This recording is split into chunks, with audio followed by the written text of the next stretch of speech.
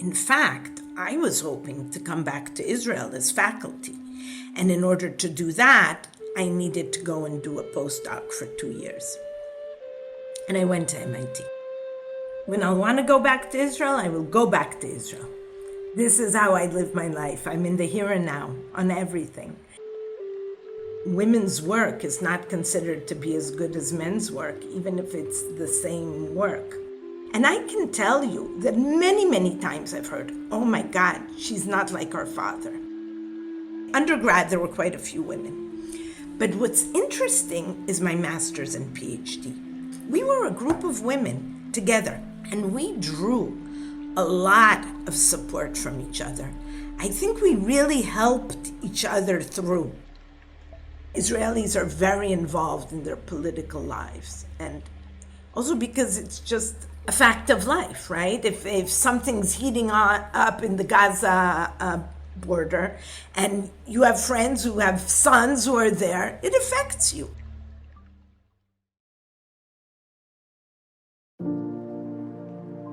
Welcome to the Immigrant Computer Scientists podcast, where we talk to computer scientists who immigrated from their home countries for study or for work or for other reasons. In these oral history interviews, you will find established and renowned computer scientists from across academia and industry narrating their experiences of immigrating from where they grew up to a completely different land, often the US. My name is Indy Gupta, and I'm your host.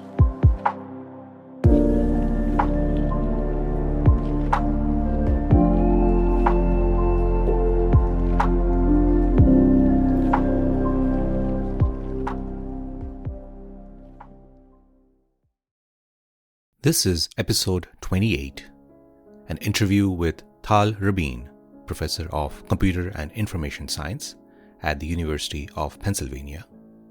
She's also head of research at the Algorand Foundation that works on blockchain technology.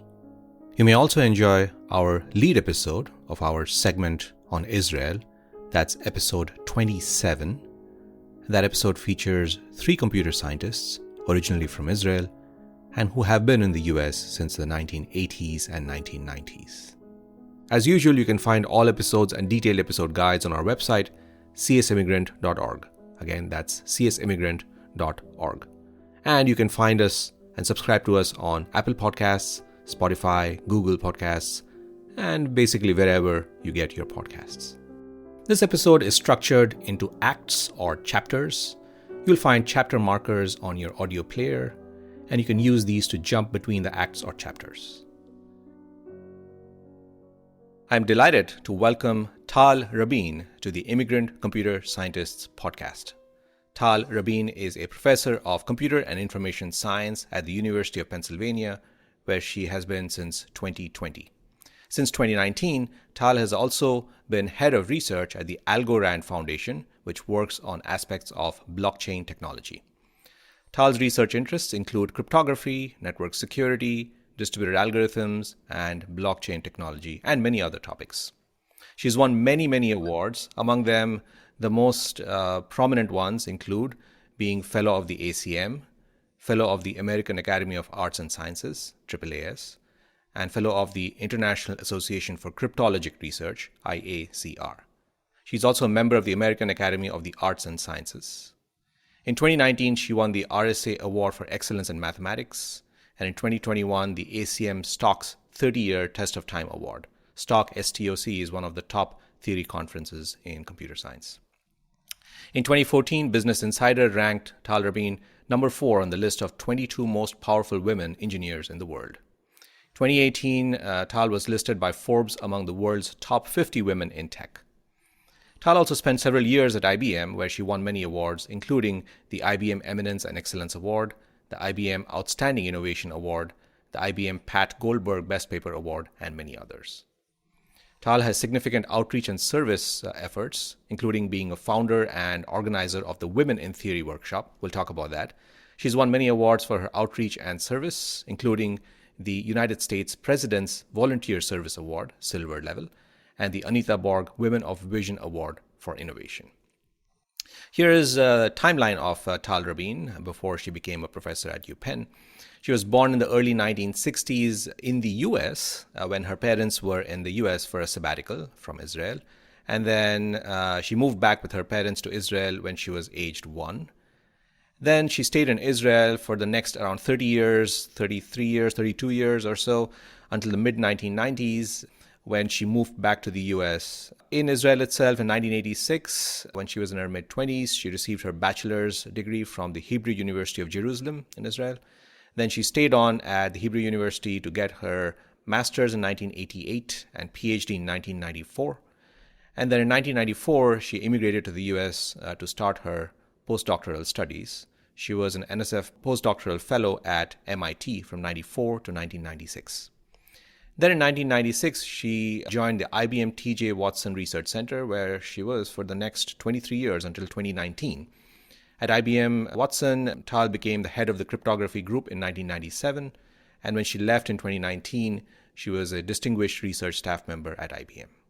And then since 2020, Tal has been a professor at the University of Pennsylvania, and also since 2019, head of research at the Algorand Foundation. Welcome, Tal, to the Immigrant Computer Scientist podcast, and thank you for being willing to share your journey and your experiences with us. We are delighted to have you join us. Thank you for having me. I'm excited. So you were born in the early 1960s in the US when your parents were here on a sabbatical, and then you moved back at a very, very young age. You may not remember much at that young age. What are your earliest childhood memories? My first memory is when I was 3 years old, I think, and I'm playing on a grass next to a marble frog with two friends of mine who were twins. Their names are Mommy and Titi. And in fact, we are friends to this day. So I've really known them from a long time. But it's like a split-second memory. It's not anything more than that. But that's really my first memory. And were you interested in puzzles and things about science and math from a very young age, or was that more organic as you grew up? I don't think that I was sort of interested, but I was definitely quizzed by my father of all kinds of questions, but not really deep math, but fun puzzles. In this country, some of the people are liars, some are truth tellers. How can you ask 3 questions and know who's right and who's telling a lie, and so on, things like that. But those were the type of things that he asked as I was growing up. Your father was Michael O. Rabin, who was also an internationally prominent computer scientist, and he actually won the Turing Award, which is considered the Nobel Prize of Computer Science, in 1976. What was your experience like growing up with your father? Did you realize that he was such an accomplished computer scientist? Did that drive you? How was it in your early years? Of course, as a child, I had no idea. But my father, at some point, and for him, at a young age, he started getting awards. By the way, in 76, when he got the Turing Award, I didn't even know. It's not that this was something that was so big in the family and I was young and I didn't even know. But later on, he got some prizes when I was already aware of them. I think that really understanding the magnitude of my father's work and its impact on our society, on our digital society as we know it today, I think really came with understanding the technical material more. You can be told, oh my God, these results are amazing, and you can understand it on some level, but that it's amazing. But really, really, the depth of it came with the learning and the education that I got, which of course started in the university. And I think it's something very special for a child to understand what their parent does on such a deep level. And in fact, my dad just celebrated his 90th birthday. Wow. And there was an academic celebration in Jerusalem. And I spoke about that. And in preparation of this work, I again had this feeling that, just comes into your heart in a deep, deep way. And it's wonderful. In your school, as you were going in your early school and then middle school, would you say that topics of math and science naturally attracted you, or were you good in all the subjects and you just gravitated towards those as one of the choices? only good in the maths and sciences. I could not write an essay to save my life. So that was the natural choice and my natural thing that I was good at. So I think that was clear. Though I have to tell you that when I applied in the university in Israel, you apply directly to a department. It's not a liberal arts education, but you apply to med school, to law school, to architecture, to computer and science, and so on. I did apply to law school. My mother is a lawyer. I did apply to law school. But sort of at the last minute, I made the decision of going to computer science. Decision, of course, I do not regret at all. Your mother was a lawyer. What effect did that have on you when you were growing up? I don't think it had, the law itself had an effect, but you should think about my mother. My mother today is 92 years old. Oh. And she had a career. For a woman her age, that was not the standard thing. So I think that my mother's impact on my life was really as a role model, as knowing that you can have both an impressive career and also take care of the kids. Of course, the taking of the kids was not shared equally then, and maybe still is not shared equally today. So I did learn that you can do both things if you want. And I think of my mother as an amazing mother, and she was always there and available to me when I needed. So you could do it and do it well. And I think that this was important for me when I was going through my career and had two girls, to know that even if I'm not there 100% of the time, because I do work and I invest in that I can be. Maybe I'm not the perfect mother. Most likely I'm not the perfect mother, but I can be a good mother. What was a typical day like when you were growing up in like early school, middle school, a typical school day? What would that be like for you? So I didn't study much. So, first of all, I'd be late to school because I love to sleep. And I lived 5 minutes from school, but believe me, I never made it on time to school. So that would be the beginning. Then I'd be in school. The school day was short, definitely at the beginning. Maybe we finished school at 1, 2, and then later at 3. That was probably the latest that school went on in Israel. And always friends, scouts. Those were the things that I loved to do. Studying, not so much. Not so much. And then when you came back home, your mom was at work and your dad was at work.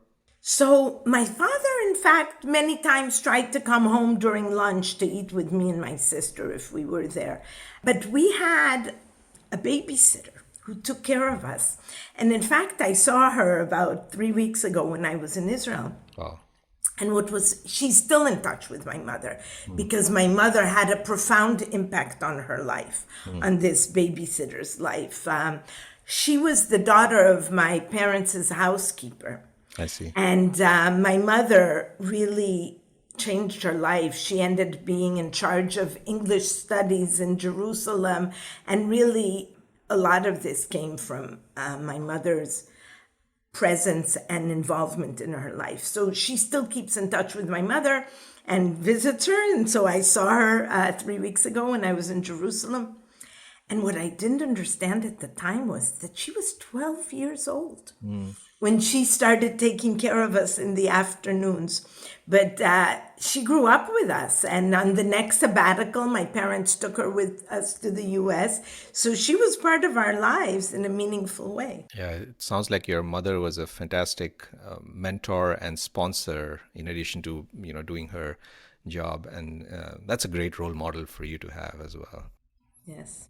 Do you feel there were elements in your schooling system, and especially science and math, that kind of prepared you for your career many decades later in computer science? Were there things or the way in which math was taught in school or the way you learned it that was markedly different and very unique? I don't think so. I think that math in Israel was at a high level, but definitely not at the high level that students now in elite schools can have.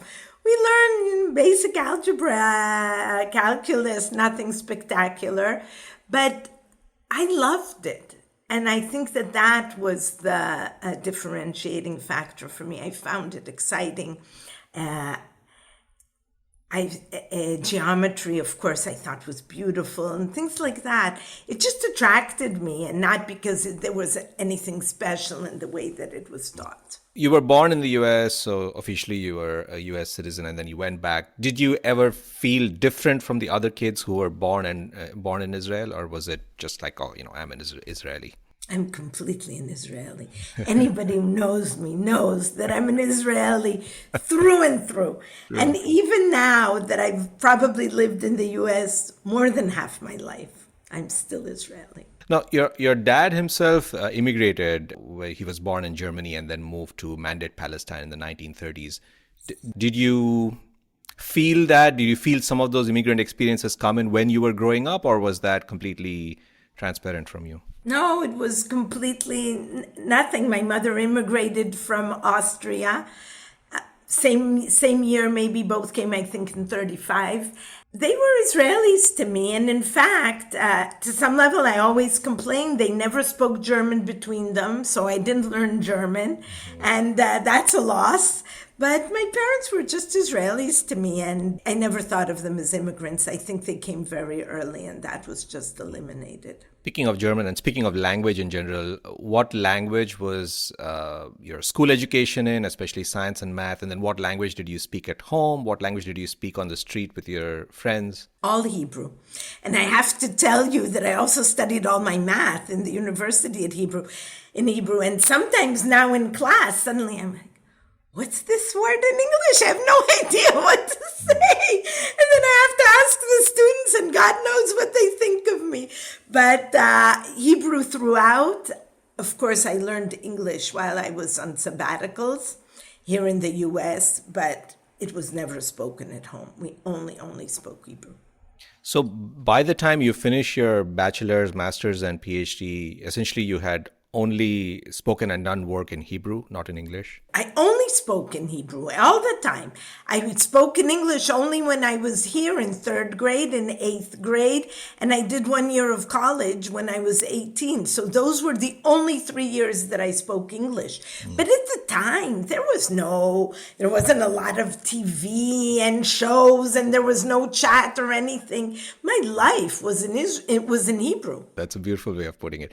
Now, when you think of ideas, would you say you think in Hebrew still, or do you think sometimes in English? Or I always wonder, and I always try to test myself. So I sometimes realize that when I type a phone number in English, on the phone, not in English, which I'm reading from the website, I say the numbers in English. But I think that my thinking is in Hebrew, that I still think in Hebrew. Yeah.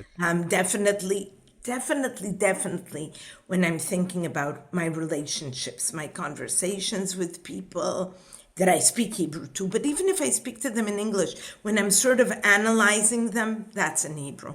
And I'm different in Hebrew. When I speak to a Hebrew speaker, I'm not the same. What do you mean?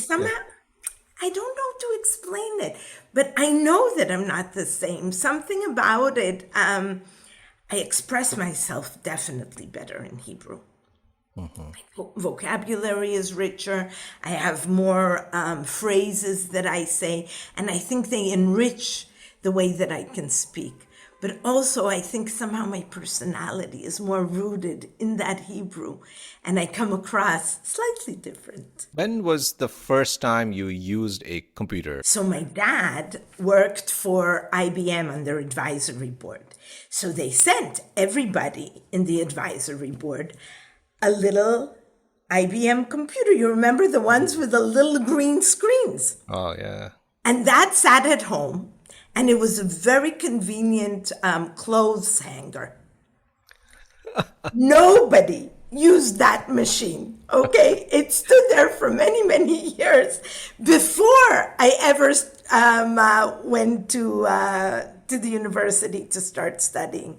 So in fact, I really started using a computer only in 1983 when I started my studies. And that machine at home still was not put into use. I only worked on the computers in the university. And a little tidbit is that I have had email since 1983 because we realized that this email existed, and my father was half a year away at Harvard teaching. So we thought that this would be a very convenient way for communicating. That we understood. And the phone calls were really expensive, like a few dollars per minute. So I got email.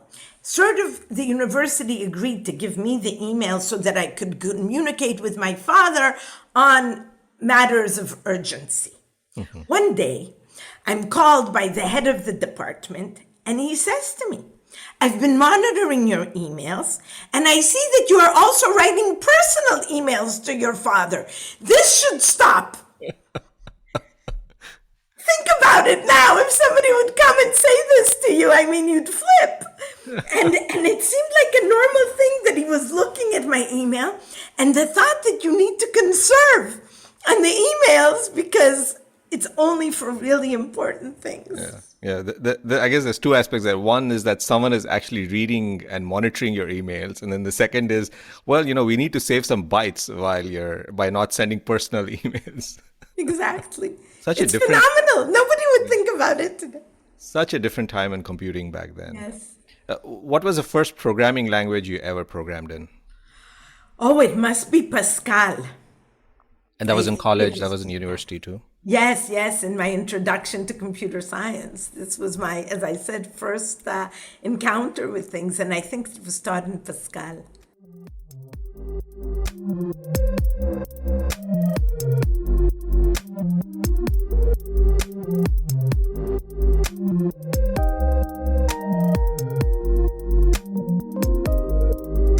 So moving forward in your timeline, as you're nearing the end of your high school years and you're considering, applying to university, was it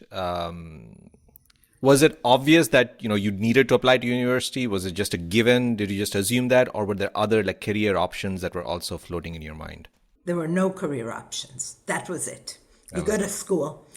Though I have to say, going to the university, of course, was expected, and there was no question about it. I don't know what my parents would have said and done had I not conformed to what was laid out, but this was definitely the case. However, grad school was not.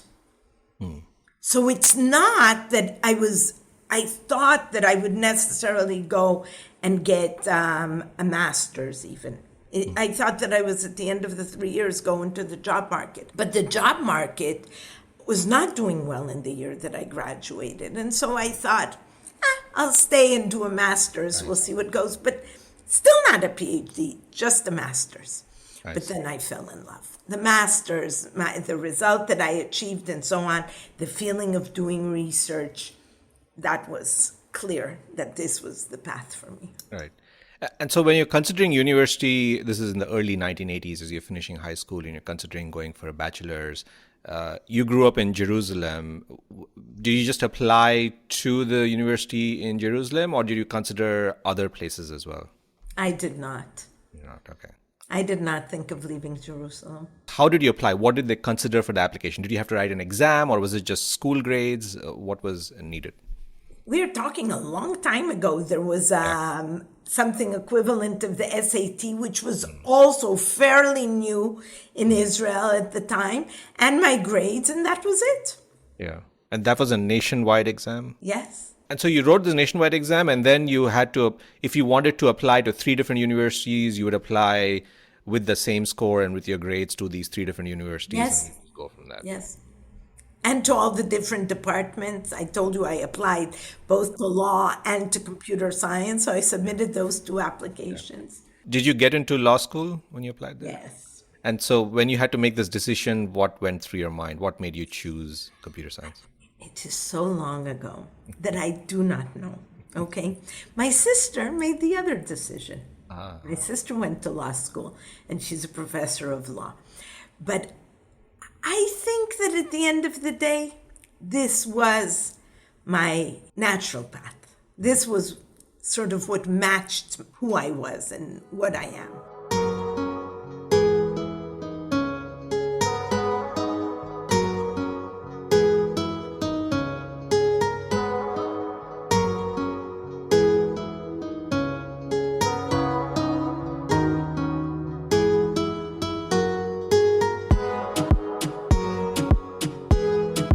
This is the Immigrant Computer Scientists podcast interview with Tal Rabin, Professor of Computer Science at University of Pennsylvania. When you were in college and in those years, was military service required of women? Yes, but before that, after my high school, of course, I went into the Army. I was 2 years in the Army. I'm an officer. And I had a lot of luck at the time. Women's positions in the Army were terrible. Most of them were secretarial jobs. Mm-hmm. This has changed a lot in the past 40 years. But there were a few jobs then that were better. Mm-hmm. And luckily for me, after being a secretary for a time, I managed to go to officer's course, and then I worked as a social worker, which was a much more fulfilling position. So you served 2 years in the Army, and you did social work, and you left as an officer. Did you ever have to go on the field? Because Israel had a lot of conflicts during that time. Part of the change is also that women were all in non-combat positions, which was true for me as well. And of course, to this day, maybe women are not 50% in combat. We should not exaggerate that things have changed completely. But so I never went on the field, of course. There are two things that I do want to say about it. Mm-hmm. One is that during my officer's course, the first Lebanon war happened. Yep. So they took us.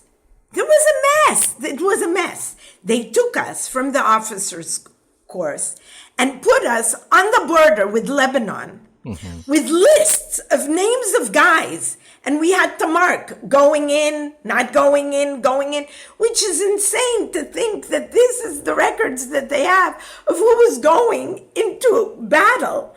And I don't know what happened with those lists and how effective they were, but this is what it was. And it was on these big computer sheets that was one line white, one line green, one line white. It was, and we all these women, we just stood there, girls, what women, girls, and marked these guys who were going in.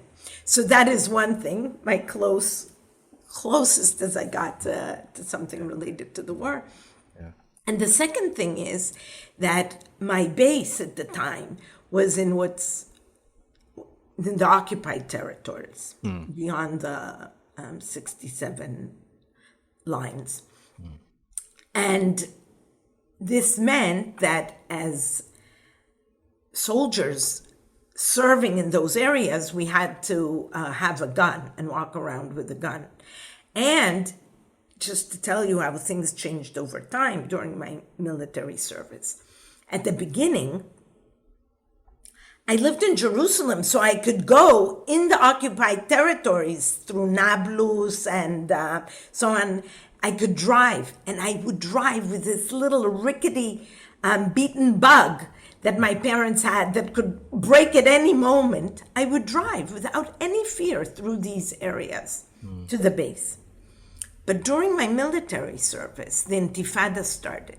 Mm-hmm. And at that point, I could not drive anymore through these zones, definitely not by myself, without any protection. And then I would take the bus inside Israel territory, and then there would be a pickup place, and we would go in an armed bus to the base. So this is the deterioration of the relationships that happened. In fact, in a I served in that base for 1 year. So it tells you how in 1 year, it went from a situation that I felt 100% safe to a situation where I was just not allowed to do it anymore, which of course is a telling story about the situation in Israel. Yeah. So in the 1980s, as you mentioned, the Lebanon conflicts and then the first Intifada affected you certainly. Did it affect your father and your mother and their jobs and careers? No. Listen, it affected every Israeli. Okay, there were bombings, and of course your political opinions. You might have not been happy with what was going on and what the government was doing. So in that sense, it's a small country. It's not like the U.S. that something happens one place and people don't know anything elsewhere. Yeah. You know about everything. Israelis are very involved in their political lives, and also because it's just a fact of life, right? If something's heating up in the Gaza border, and you have friends who have sons who are there, it affects you. Everything affects you. And of course, as I said, we are not the only side who's being affected by these things. People on the other side are being affected as well. But my parents' jobs and so on. Oh, you know what? My mother, the office of the Attorney General's where she worked was in East Jerusalem on a street called Salah ad-Din. And at the beginning also, she could go there really without any trouble and any worries. But later on, sometimes this was tense. Oh, and another thing also, we love to eat in the old city, in the East City. We were really people who enjoyed this cultural mix that existed. And these things did decrease with time. Can you describe a little bit the ethos and the thinking among like your neighbors and your friends about just this instability that exists because of the conflicts? It's very hard to like draw parallels with. Certainly in the US, we don't have that. I mean, we don't have these years and years upon of conflicts, and certainly in other parts of the world, this doesn't exist. But from what you're describing, I'm understanding that it just became a part of your thinking that, yes, there is a conflict in the background. Can you describe a little bit how you get used to that? I'm not sure you do. It's not exactly in the background. And as I said, depending on your political views, you might really also be very, very unhappy about what's going on and the fact that this is not being resolved in a proper way and so on. But I think that for Israelis, really, it's part of the life. And not in a way that, okay, yes, it's some process going in the background. It is up there, up front.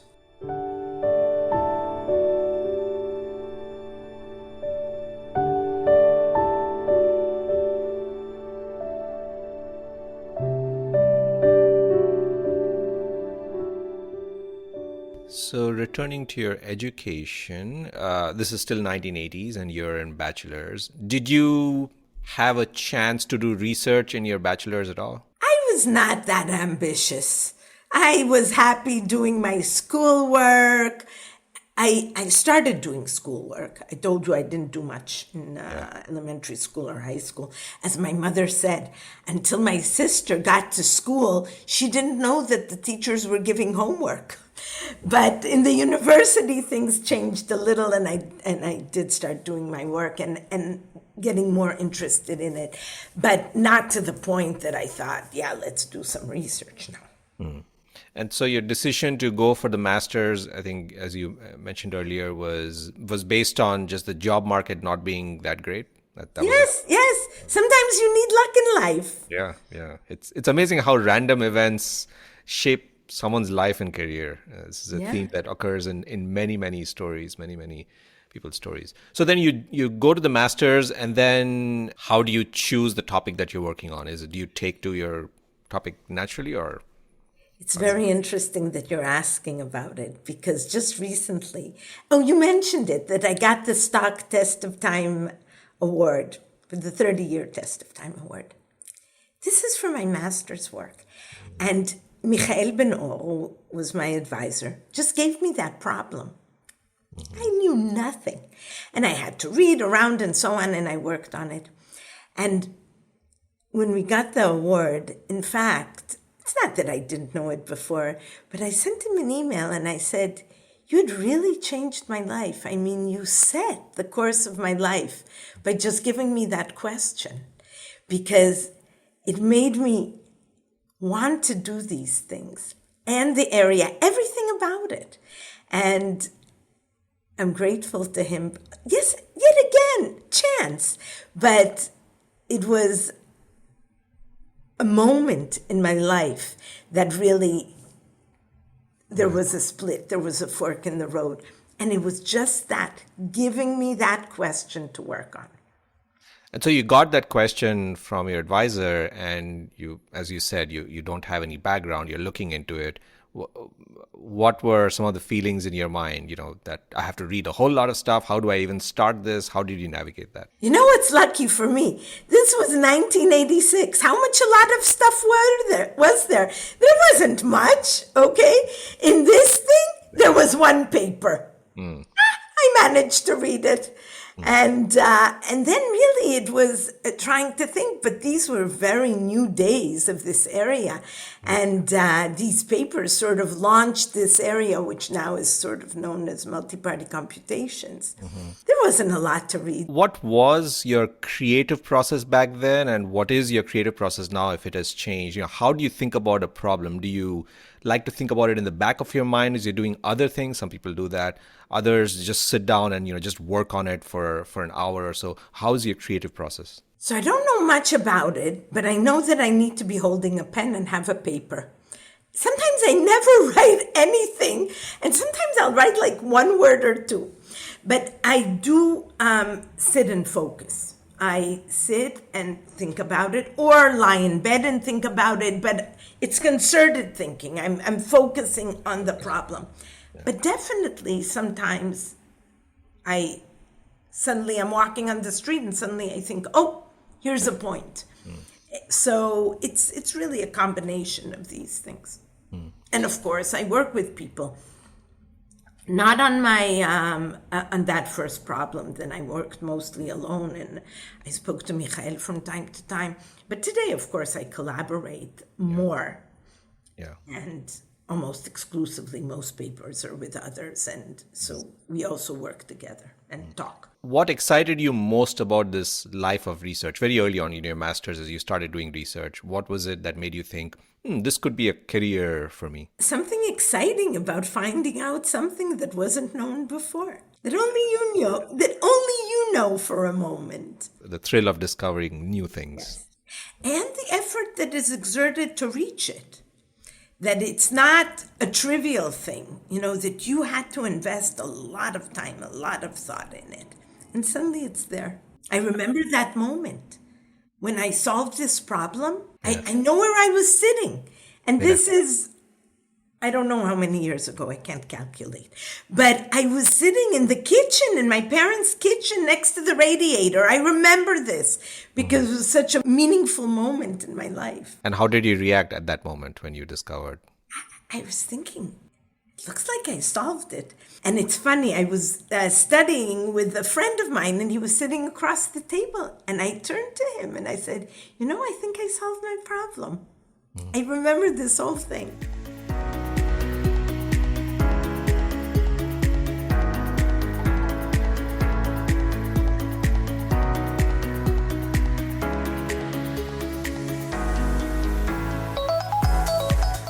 I want to ask a little bit about your friends and your classmates.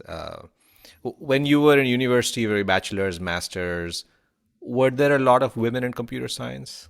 Interestingly enough, the year that I started computer science, I think that the percent of women at the Hebrew University in computer science was very high. Let's not exaggerate 50%, but it was relatively high. And over the years, it just went down and down and down and down. I think that when I started, it wasn't clear what these careers in computer science were going to be like. And when it became obvious what they were, women's interest declined. And of course, now it's on the rise. So relatively, in my undergrad, there were quite a few women. But what's interesting is my master's and PhD. For some bizarre reason, because this was not the case in PhD, we were a group of women together. And we drew a lot of support from each other. I think we really helped each other through. And I always say this to students now, you need to find your female peers. Because we're dealing, not that we should, but somehow we're dealing with different problems. due to our personalities, due to the environment that we're in. Here, I'll tell you a story just now that happened this morning. My daughter works at Google, and her manager is leaving. So two guys from there aren't many women in the group, two guys from the group write her an email and say, we were thinking it would be nice to have a farewell party for the manager, and we think you'd be perfect to organize it.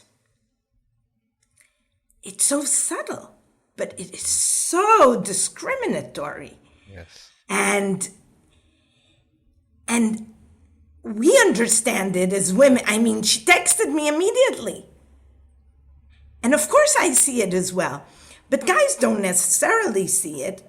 And they do it because they don't see it. But we need to struggle with these things. And other women understand it. There are guys who understand it too. I'm not putting the guys out. There are many great guys out there. But as women, we understand it on a different level. We've all experienced it. And we've developed the mechanisms and tools to somehow get around it, and we can help each other. And that's why I say to young students, female students now, find your group of peers who are women who will walk the journey with you.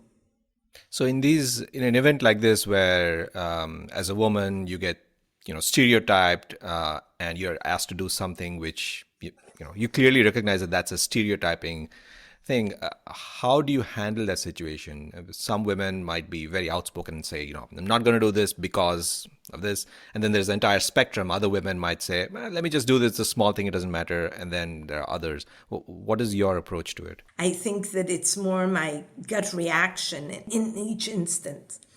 And I'm not sure that I always behave in the way that's best for me, which is also part of the issue with these things, that sometimes there's no good way out. And sometimes it's just so aggravating that you respond in a way which is even more detrimental to the whole situation. But one thing that I always try to do is to take a breath, because letting a few minutes pass and then thinking of how to react, you'll always reach a better conclusion. And also, despite the fact that I said that I have women who help me, always I have a guy. And that guy, and some of the letters and emails that I write in response to these things, when these things come up, I always ask him, because I think that the male perspective on what I'm saying and how it comes across is critical, because it's going to men.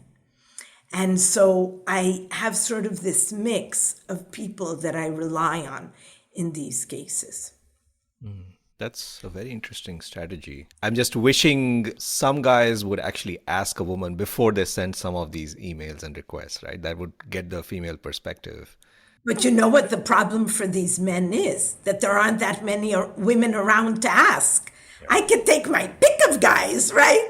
But how many women? I mean, there are guys who literally do not interact with women hardly ever. How do you think we can go about educating men about these stereotypical assumptions that they're doing? Is it just, event by event, or is there something else we can do as a community? So first of all, I think that rising numbers of women in their own have this effect. Yeah. I think that the guys who work with me, who've been with me for 20 years, they're much more sensitive to these issues because they've seen it through a woman's eyes. And there's no better education than that. So the numbers rising is good. Unfortunately, all these diversity issues women are tasked to take care of them. But I definitely tried to do many things, as you said, that Women in Theory conference, but more than that, I'm now teaching a class about blockchains. This is a predominantly male area. I'm going to have a lot of external speakers. Most of them are going to be women. If you just look, it's so easy to find spectacular women to include in the class. And I had the first panel this past Tuesday. I just had a survey later for the class to see what they thought about the panel. It was really on a technical level. What did the female students write to me? All of them, without fail. It was fantastic that the panel was comprised of only women, 3 women. You need to pay attention to these things. And we all need, with a little bit of attention. I'm paying a lot of attention, okay? To me, it's really important. I think that as a woman in the field, I can bring on a little bit of change. But the men just have to think about it also and try to find cases where they can do something. Yeah, that's very beautifully put. Coming back a little bit to your experience, so in your bachelor's, your classmates who were there in your bachelor's, I presume not all of them went on to do research. Do you have a general feel for what happened to them in terms of their next step careers? I'm not in touch with many of them, but Israel's a small place. So many of them, I do know what they are doing. And some went in startups, some just went into tech. Another woman was at IBM Research with me. She was in Israel, I was in the US. She rose very quickly as a star in the management path and so on. So I had some connections with her, but I know about a lot of people where they ended up with, but just because it's Israel.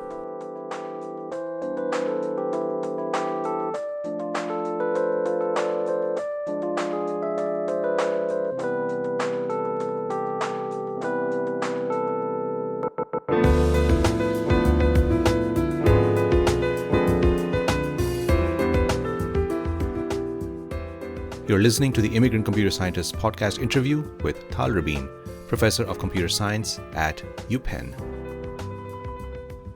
Moving forward to you're nearing the end of your PhD. This is late 1980s, early 1990s, as you're finishing your PhD in 1994 from the Hebrew University of Jerusalem, and you're considering next step career options. What were the options you were considering at that point? Oh, at this point, it was clear that I was going to do research. So, in fact, I was hoping to come back to Israel as faculty. And in order to do that, I needed to go and do a postdoc for 2 years. And I went to MIT. I did not fully understand that my then husband had no intention of coming back to Israel. And even when I finished my postdoc and he said that we were not going back, I didn't understand that this was permanent. And so I applied to IBM Research because I thought I will be going back in 2, 3, 4 years. And that's why I didn't apply to university position in the US. But my then husband, whose name is Boaz, he was very unhappy about the political situation in Israel and the occupation and so on, and had no intention of going back, not when I finished my postdoc and not 2, 3, 4 years later. So that is why I stayed in the US. And in fact, that choice, because I didn't go to university, I ended up at IBM, and that was an amazing place to be. We had a fantastic team. One of the best teams in the world in cryptography. And we came there, we were all new. There was an original group who was more senior and had all left. And we were a new bunch of hires. I always said that I felt that we were like little ducklings, that our mother duck had left us. And we started this group, and we became amazing, which was really nice. So when you came to the US in 94 for your postdoc, you came with your husband, so yeah, and a child. And a child as well. How easy or hard was it doing research while also raising a child? That is not easy. But if it's something that you want and you need for who you are, then you make it work. Many people have many challenges of different types. You need to somehow make your world move forward in a positive way. It's not difficult, but that child and the child that came afterwards, they are the light of my life. Even when things go bad and the work is hard and the result crashes and other things in life, personal things don't work and so on, that's the best thing. Nothing comes close to that. So for me, it is just so worth it, even if it was a challenge at times. The reward, on both sides, by the way, nothing like the girls, but also the research is a reward. And so it came to form a life, which was amazing for me, that I have these great components in it. Apart from raising a couple of children while you're doing research, what were the hardest things after you moved to the US in the first few years? Because you grew up in Israel and you lived there, as you said, for over 30 years. It's a very different style of life, and the US, again, is a very different style. So you're in Boston at MIT for your postdoc. Were there challenges you faced there? Growing up in Israel and living in Israel, the family, of course, is very important, and friends are very important.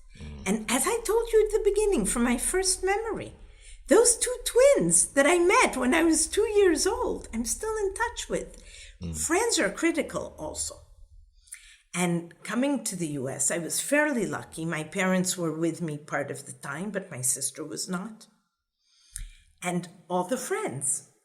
So it really is needing to build these relationships, new friends, and really a support system, because friends are not just so you have somebody to go with to the movies. It's more than that. When friends are good, it's really, really worth a lot more than that. Yeah. And the family, you cannot substitute. You need to do something that would be close. Some of the friends really need to be stronger relationships. But to this day, and maybe now also because my parents are aging and my sister and I are very, very close, the distance is difficult. And that problem is never solved. Yeah. It's continuous, this issue, that the family is not there. My daughters don't have the grandparents, the aunts, the cousins, and so on. So these are things that when you're an immigrant, they are forever. Yeah. But you create a new life. You try to build something around you, and that takes time and takes effort and a lot of luck. So in your first few years here, when you were at MIT as a postdoc, were your friends, the new friends, were they formed because of your children and their friends, or did you have friends just for yourself? So somehow I know that many people manage to create friendships with the parents of the friends of their children. Never happened to me. I don't have a single friend that I can say that it's due to one of my daughters, not one. So it was mostly people that I met at work. And I danced Israeli folk dancing. That was a source of some friends, but mostly work friends. People from work definitely are if I look at who my friends are. And my best friend, who's from my military service in Israel, when I was 19, we met, and she's in Berkeley. So she's also in the US, but somehow the distance has not weakened the relationship. Before COVID, she would come here once a month due to work, which also helped, but we also speak 2-3 times a day. And that's not a work-based friendship, and really is an extremely meaningful relationship in my life. Yeah. You mentioned Israeli folk dance. Did you learn that when you were growing up at home or with your friends, or did you learn it formally? Or I started going to a session when I was doing my master's, and got the bug and did it all the way till COVID started. Usually when people think of computer scientists, we don't think computer scientists have hobbies, but a lot of us do, and you certainly do. Are there other hobbies that you have that you use to relax and just take your mind off of everything?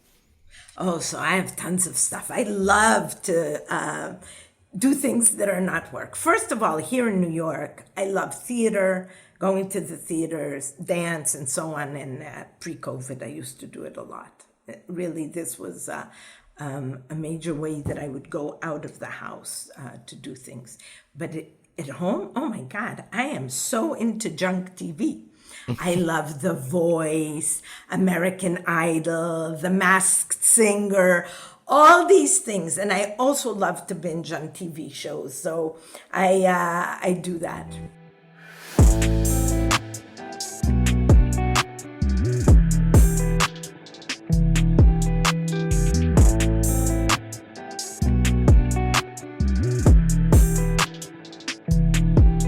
returning to your timeline, so I want to take you back to when you're finishing your postdoc at MIT and you're considering next steps. And you mentioned earlier that you wanted to go back to Israel, but that your then husband did not. And that's one of the reasons why you started at IBM. And then you stayed at IBM for quite a while. You stayed there from 1996 to 2019. Did you ever go back to your thought of, well, I want to go back to Israel still, or did that just like fade away after a while? I'm not a person like that. When I want to go back to Israel, I will go back to Israel. This is how I live my life. I'm in the here and now on everything. So no, I can tell it as a fact that I wanted to go back, but now I'm not thinking about it. It's not because it faded. It's just because I'm not thinking about it now. And when I'll think about it and I'll want to, I'll do it. And now I have 2 girls here, so everything is different. But it sounds like there is still a part of your mind that desires and wishes to go back. My heart, it will always be in Israel. And as I told you, I'm an Israeli through and through, in my personality, in the way I form relationships. Everything about me is Israeli. And whether I'll go back or not, I don't know. But maybe when I get older, I'll spend more time there. I don't know. We'll find out when we have this interview in 10 years, I'll tell you. So you spent 23 years at IBM. Did those years just fly by as you were doing research, or did you, like at points, did you think, what should I do next with my career? I told you, when I think, I do. So until I applied for my university for my position at UPenn, I never thought about it before. I loved it. It was just the best, amazing team. There was nothing that one could hope that would be better. Yeah. So research labs like IBM Research and also other labs that existed back in the 1990s and early 2000s, like HP Labs, Microsoft Research, some of them don't exist anymore. Like HP Labs doesn't really exist anymore the way it used to. And the ones that do exist have changed quite a bit how they do research, whether they do blue sky research or whether they're more product oriented. Did you see those changes happening in IBM as you were there in the 2010s? 100%. I got to IBM in 96. Okay. In 96, the research division was sponsored by IBM from their money, 100%. By the time that I left IBM, we needed to bring in grants, whether from government agencies, from clients, or from the divisions, I think close to 65% of our income. That's a major shift. And it's not a major shift just in the source of the money. It shifts the focus of the research. If you are able to get the money from the government grants and you can fix your research agenda to really respond to a call, then you'll be doing what you want to be doing as research. But if you're getting the money from clients or from the divisions, you need to be providing them with output. And that greatly impacts what you're doing as research. So, of course, a major, major shift. Do you feel that there are things we can do to bring back some of the blue sky style of research that used to happen in the labs? Or is it just a function of the economy and there's not much we can do about it? It's an excellent question to which I don't 100% know the answer, but I'm not also 100% sure that blue sky is really the right thing. I think that there should be some connection between the work done in a research lab at a company to the goals of the company. And it's not just because, yes, they're paying the money, but also because it enriches the research. People who sit in a university and don't have access to things that are happening in companies are losing out. The companies really do have extremely interesting questions that help the researchers and direct them in good ways. So I don't think that total blue skies is the way to go. Maybe the companies have gone a little bit too far, and we need to find some better balance between things. But I don't think that the formula of the 70s, 80s is the right thing either. As you mentioned, when you decide to do something, you do it. So what was it that made you think around 2019 or so, I need to change my career and move to a university, try something new with Algorand? Was there an event or incident, or was it just, the years that had built up? So I think it was around, maybe I interviewed in 2018. The years are a little bit blurry for me. But I think that what happened was that so then I was 56. We had just gotten a huge grant. We had applied for a grant, and we got $15 million for 5 years, really to do very, very interesting work. By the way, by chance, that grant was later canceled by the government. But at that point, we had the grant, and I was thinking, 56 plus 5, that's 61. When I'm going to be done with this, I'm never going to leave IBM. I'm going to be 61, and this will be the only job that I've ever had. And I thought I wanted to try something else. And also, I felt in relation to women that I was a little bit reaching them too late in the pipeline. And that if I go to a university, I would be able to talk to women. Women will see me who are still in their bachelor's, and that will make a difference.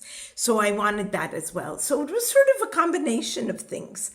And then when I was planning on, I already had the offer from UPenn, Silvio Micali came and suggested this Algorand Foundation thing and so on. And I thought, okay, let's try that as well. And I took a year off from Penn. I asked to defer, and I did this as well.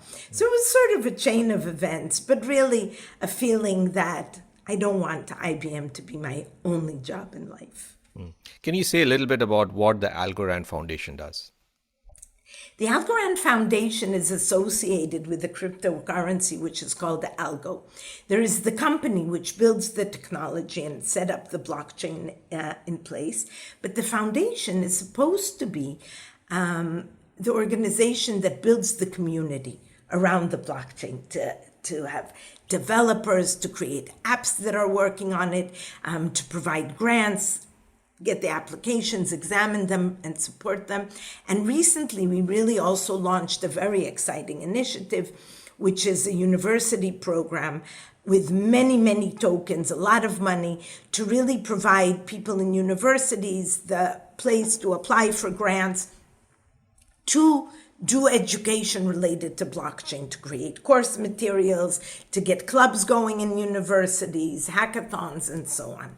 So this is very exciting, and I'm involved in that project. It's being led by 2 people in the foundation, and it's sort of an ability to give back to the community, but it's not just for the community, it's also for Algorand. It's really nice when you can find something that both sides really benefit from. And we just launched it, we got the applications, and we're in the process of reviewing them now. Such an exciting development for the cryptocurrency and blockchain area.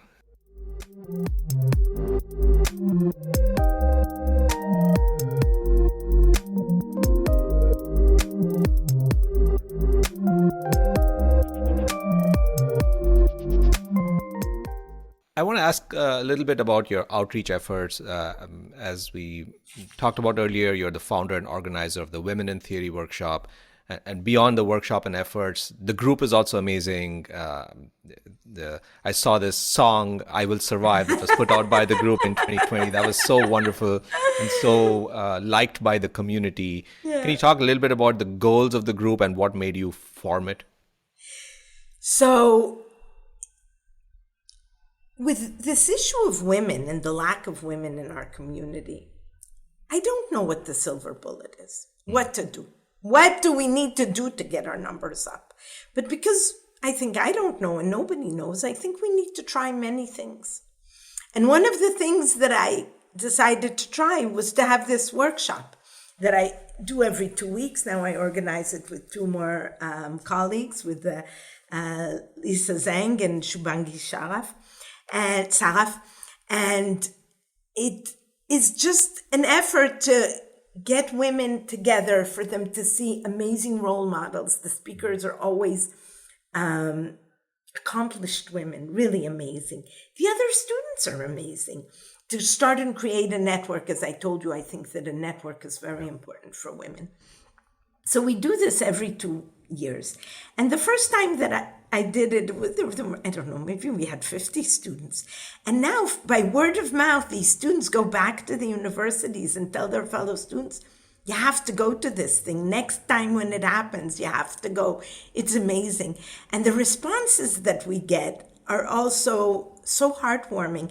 And it really gives you a feeling that you're making, not a major, but you're moving the needle a little. Women who tell me that they continued on because of this workshop, that this changed their feeling about being in the community, and so on and so forth. And by the way, not only the students, sometimes some of the speakers as well.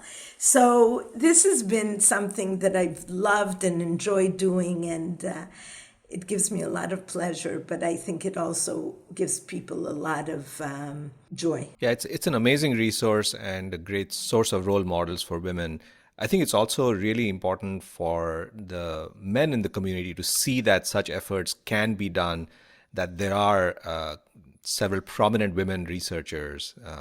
I remember going to Grace Hopper conference a few years ago, and it was such a different experience being a minority in the entire, like I was in this room with 400 people in one session, and I was one of 2 men.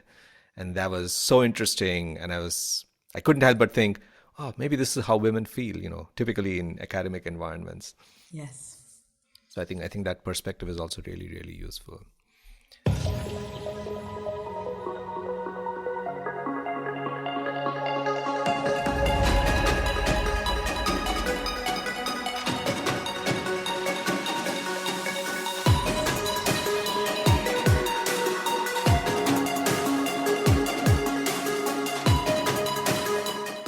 This is the Immigrant Computer Scientists podcast interview with Tal Rabin, Professor of Computer Science at University of Pennsylvania. So coming to our last segment, retrospective and perspective, I want to ask about, you mentioned quite a few mentors and role models and sponsors. Are there others who really influenced your life that we haven't talked about? I think that the person that needs to be mentioned is Shafi Goldwasser, of course, because when I was a student, Shafi was already Shafi. Mm-hmm. And I think that the fact that there was such a prominent woman in the area was huge for me. That I can't even put my finger on how it contributed, but that this was very important. And throughout my life, I think that Shafi has been there and has been important for me. And I know that she cares about women's issues as well. She's had a lot of students, female students, and I think she's done the area a huge service with these things. So, of course, Shafi. My next question is about handling failures and rejections. This is something that we as academics have to handle a lot, because a lot of things get rejected, whether it's papers, proposals, ideas, everything gets turned down at least once. What is your philosophy to handling failures and rejections? I somewhat genetically have a positive disposition. The bad things, I think about them for a short while, but then they somehow just fade away. My divorce was something that I couldn't shake off that way, but most things, it's easy for me to handle. I don't think it's true for everyone, but I think it's part of my makeup. So I don't know. I move on. You can't dwell on these things. You need papers rejected, work on it to get it resubmitted. Your ideas are rejected, look at them again. Maybe they're not good. They're good, speak up again. Yeah. I don't tend to get very depressed, so... You're an optimist. That helps. I don't know an optimist, but I just don't suffer too much. Yeah. Sort of related to that, I want to ask about imposter syndrome, which is something that a lot of researchers face. Sometimes they face it acutely, sometimes they face it chronically. What advice do you have for those suffering from imposter syndrome on how to approach it? I don't approach it that well. I definitely suffer from that problem. on the one hand, of course, when I'm given something, I think, okay, I got it because I'm a woman, of course. And then I also think, on the other hand, when people don't invite me to give a talk, but they invite my colleagues, I also think they don't invite me because I'm a woman. I mean, I think that women were really screwed, right? On both ends, but sometimes I just say, Tal, you deserve it. And sometimes it's enough, but sometimes it isn't. Did you feel that at any stage in your career you needed to overperform, work harder than your peers just because you were a woman? Is this a feeling that ever pervaded your career? I think that just statistically it's true, right? That women's work is not considered to be as good as men's work, even if it's the same work. So I think that we do need to work harder, unfortunately. Did I work harder? I don't know. But I do think that it's a problem that women face. I see it a lot. Now I'm on a hiring committee. I mean, these are things that we need to pay attention to. The way that women are perceived, how their achievements are counted as opposed to men's achievements. I personally always thought that my life was also important. I just didn't want to be completely consumed by work.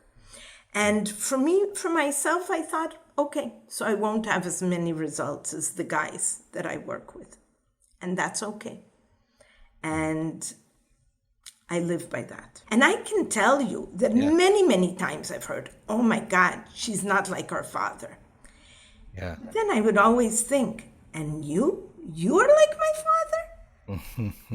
I mean, really, how many people are like my father?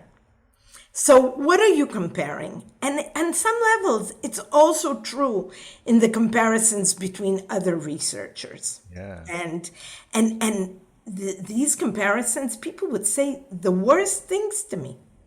Yeah. For example, my father became an IACR fellow. Mm-hmm. And he didn't come to the conference at that point. He was really, really senior. And he asked me to give, and I was there at Crypto. And he asked me to give this IACR acceptance on his behalf. And he always was a great speaker, and he wrote a beautiful speech, and I gave it. Yeah. And afterwards, somebody came to me and said, and I was already an established researcher, much better than the guy who came up to me. And he says to me, you really need to get from underneath the wings of your father.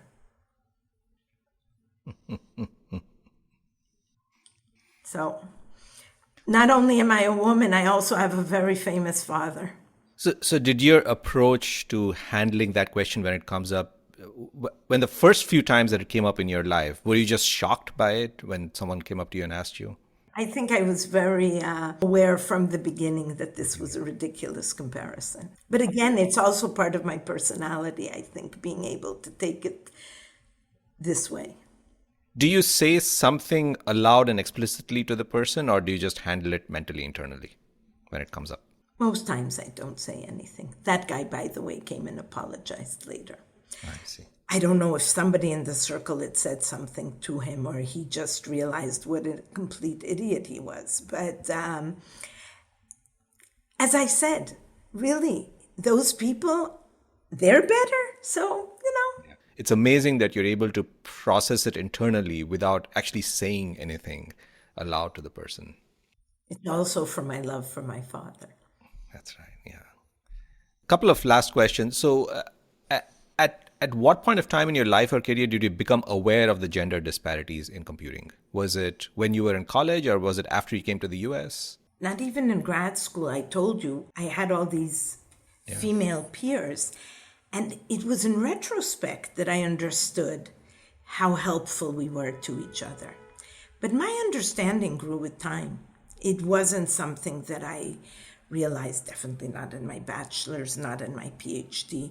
This was something, a realization that came with experiencing many things.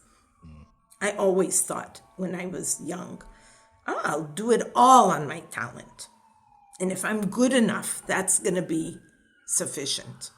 But it isn't. My last question is a bit hypothetical, but I'm going to ask it. You were born in the US. Imagining that you had stayed in the US and had grown up through the US educational system, early school, middle school, high school, and university here, and everything else being equal, your personality, your life, your family, your parents, do you think your life and career may have evolved differently than what it did? I think that, as I said, there were lucky points, right? At the end of my bachelor's, the problem that Michael gave me. Yeah. So I don't know if those two determining facts would have happened in another path. I don't know if there could have been something like that. I don't know. But I think I would have been different. I would have not been me had I not grown in Israel.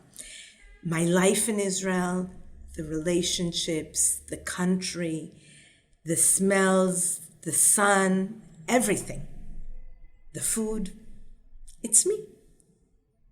That is so beautiful. Thank you, Tal. Thank you for coming on this podcast. Thank you for sharing your journey, your story, your experiences, and your thoughts with us. And probably the only phrase I know in Hebrew, Toda Rabba Lach. Thank you very much. Toda Rabba Lecha. I'm really grateful for you having me. I think that your questions are phenomenal because they really enabled me to sort of bring all kinds of things that I wouldn't have thought that I would have said before. So really thank you for that as well. Thanks. This was episode 28 of the Immigrant Computer Scientists podcast.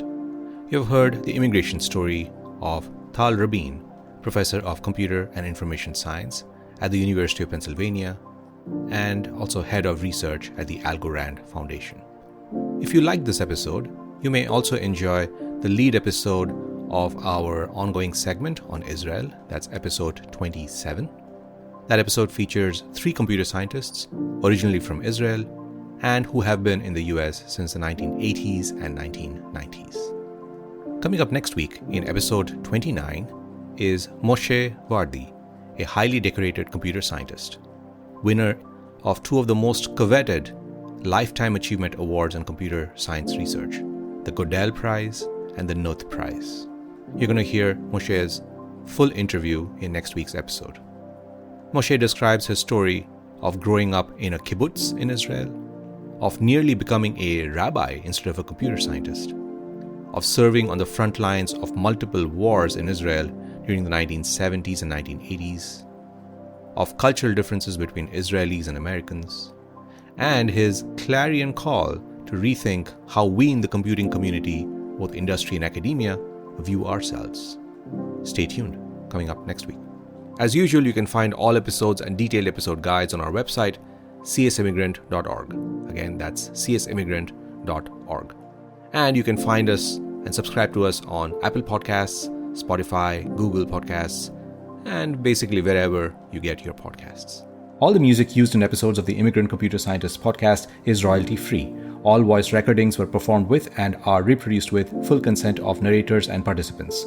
You can find music credits on our website. Join the online discussion about this podcast on all major social media, including Twitter and Facebook, with the handle CSImmigrant and hashtag CSImmigrant. And of course, the episode guide is available at our website, csimmigrant.org. This is the Immigrant Computer Scientists podcast.